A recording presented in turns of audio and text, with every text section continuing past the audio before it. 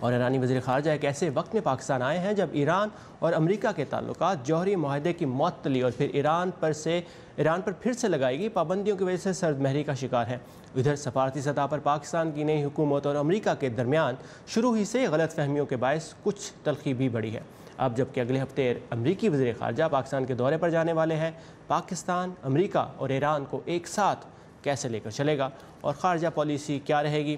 اس موضوع پر بات کرنے کے لیے ہمارے ساتھ موجود ہیں عزیر یونس، جو البرٹ اسٹون مین برج کے ساتھ جنوبی ایشیائی امور کے ماہر ہیں۔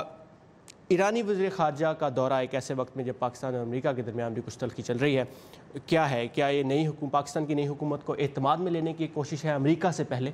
جی، یہ خوشائن بات ہے کہ وہ آئے اور وہ پہلے وزیر خارجہ ہیں جو پاکستان آئے ہیں، اور کافی عرصے سے پاکستان اور ایران دونوں یہ کوشش کر رہے ہیں کہ تعلقات بہتر کیے جائیں اور خطے میں امن کے لیے جو ہے ساتھ مل کے کام کیا جائے۔ تو افغانستان میں ایک وقت جہاں مذاکرات پہ امریکہ بھی دباؤ ڈال رہا ہے، اس وقت ضروری ہے کہ پاکستان اپنے ہمسایہ ممالک کو ساتھ لے کے چلے۔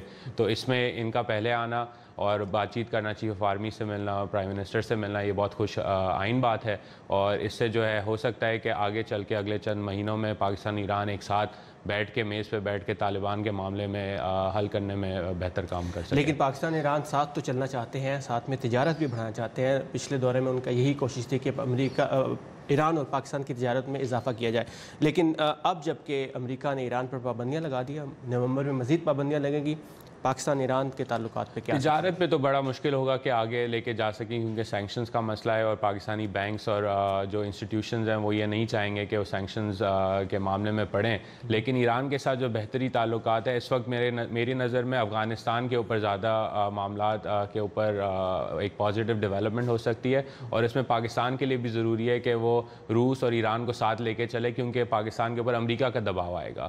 تو اس کے لیے ضروری ہے کہ پاکستان ایک دوسری طرف بیٹھے میز پہ اور کہے کہ ہمارے ساتھ جو ہیں روس اور ایران بھی ساتھ ہیں، اور اس کے اوپر وہ آگے چلیں گے۔ تو سفارتی سطح پر پاکستان کے لیے کتنا بڑا چیلنج ہے؟ ایک طرف امریکہ کا دباؤ ہے، لیکن امریکہ چاہتا ہے کہ شام میں بھی اور پھر افغانستان میں بھی پاکستان ایران کا ساتھ نہ دے، روس کا ساتھ نہ دے، کیسے چلے گا؟ مشکل تو بہت ہوگا، اور یہ جو ہے دیکھیں گے کہ فارن آفس کس طرح اس معاملے کو ہینڈل کرتی ہے۔ لیکن یہ بات تو طے ہے کہ امریکہ پاکستان کے اوپر دباؤ ڈالتا رہا ہے اور ڈالتا رہے گا، اور پاکستان اگر طالبان کے معاملے پہ ڈیلیور نہ کر سکا تو دباؤ اور بڑھے گا۔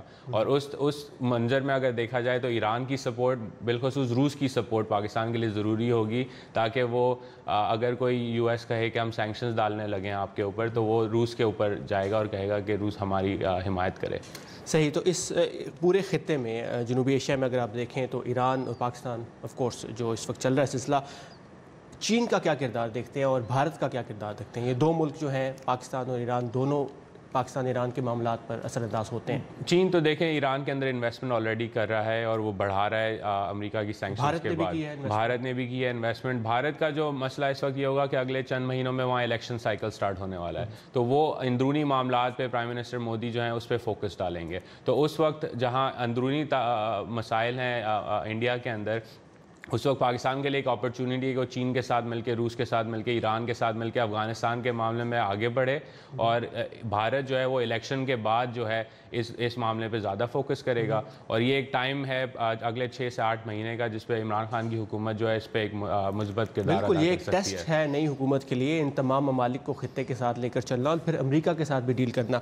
تو عمران خان بطور وزیر اعظم خارجہ پالیسی پر کیسے رسم انداز ہوں گے؟ آپ پاکستان کی خارجہ پالیسی کو کیسے بدلتا ہوا دیکھیں؟ دیکھیں ان کا ایک انٹرنیشنل سٹیچر ہے جو ایک پازیٹیو ڈیولپمنٹ ہے کہ ان کو لوگ جانتے ہیں، انگلینڈ میں جانتے ہیں، امریکہ میں جانتے ہیں، تو ان کی ایک اپنا ایک کردار رہے گا۔ لیکن اس کے ساتھ ساتھ ضروری یہ ہوگا کہ سول ملٹری تعلقات ساتھ وہ لے کے چلیں، کیونکہ اگر وہ دوسری طرف جانے لگے تو خارجہ پالیسی پہ عمران خان جو بھی کرنا چاہیں اس میں ان کو مشکلات کا سامنا ہوگا۔